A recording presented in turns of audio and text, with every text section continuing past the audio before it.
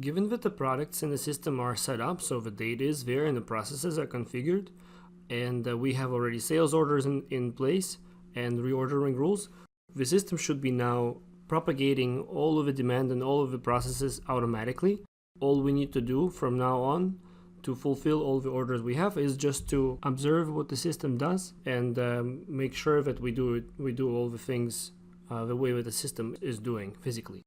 Let's start by taking a look at what's happening with our inventory. What type of products we have on the shelf and what are we expecting for their demand. I'll go in here and I could either be looking at them via these tiles, or I could look at them in a list and then I could see a little bit more information. So in here I could see that, for example, some of these cart wheels pivoting, we have 0 of them on the shelf, and we have forecasted quantity of -44. So that means that we need to use up 44 of them and we don't have any of them on the shelf. And then same goes for these plastic bins. So we have 95 of them on hand, but forecasted is -85. So that means that we require more of these things than what we actually have on the shelf. There are also some of these consumables, the bolts and the nuts. We have -40 and -40 in here. We actually just recently purchased them, so we have a whole bunch of them, so we wouldn't worry about these in this case. So there could be some products that you just refill when you need to, and they're not really tracked through the system.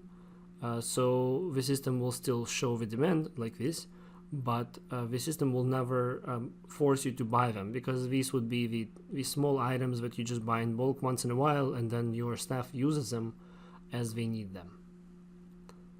For these bins though, we could see that there's no part number for some reason. It's because there are multiple variants of the bins. There's the red ones and the yellow ones, and we could see that here if I go on variants. So at first I was looking at products, now I'm looking at variants of the products. And see the bins in here: plastic bin, medium, red, and yellow. We actually have 45 on the shelf of the red one and 50 of the yellow ones, and forecasted quantity is -135 for the red one. So it's a red one that's really in trouble. Now moving on from here, we could also look at the inventory valuation, so the cost of inventory we have on the shelf. And in here we could see that it's 11,544. So these are all the items that we have, quantities and the total value for them. From now, let's, as I said before, just start following the things that we need to do. So let's find all the things that we have pending, and they will be in these 3 modules: purchases, inventory, and manufacturing. Let's start with manufacturing. We have 4 different manufacturing orders that are in here and that are pending. So you could see that we're waiting for some of these things in here. So we're waiting for materials, nothing is available. So the bin, cart, frame, shelf, so we're making shelves. And then we are also trying to cut some 4-foot tubes, and this operation is actually available. And then we're also trying to make these cart frame tubes.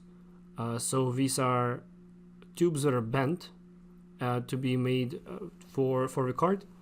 And then we also have the actual shelf assembly, so the full cart without the bins. So we have 10 of these, and it's also partially available for it. Well, the materials are partially available. And you could see that these consumables, so the bolts and the nuts, they're actually reserved for this product already.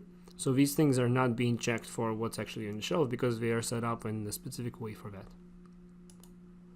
But given that we already have something in here, let's go ahead and just run this. Let's say, for example, I'm a production manager and I need to see what needs to be done today. I see that this is the only thing that's available, and I'll just go ahead and run it.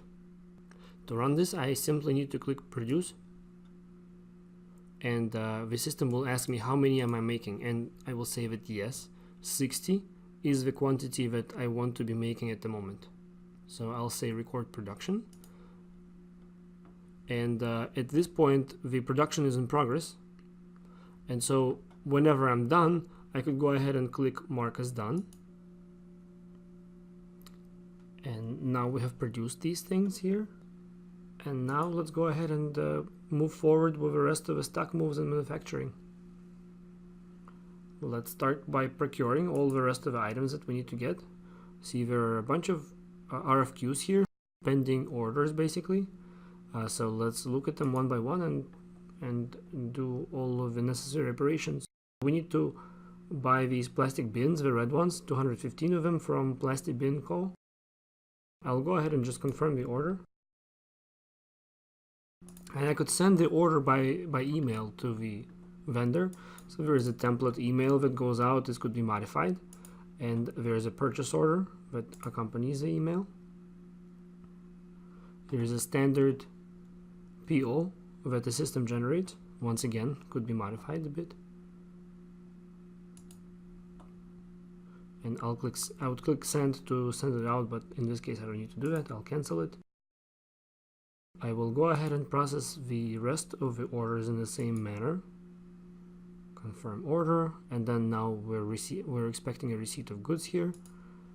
The next one, confirm. Techie supplies, a bunch of metal tubes and sheets, a large order in this case. And the last order that I have pending for the cart wheels, confirm order as well. So at this point I don't have any pending orders anymore, but I do have some purchase orders in the system that were already processed.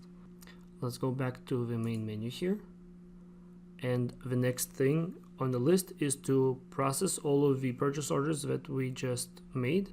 We need to receive all of those items now through the inventory module.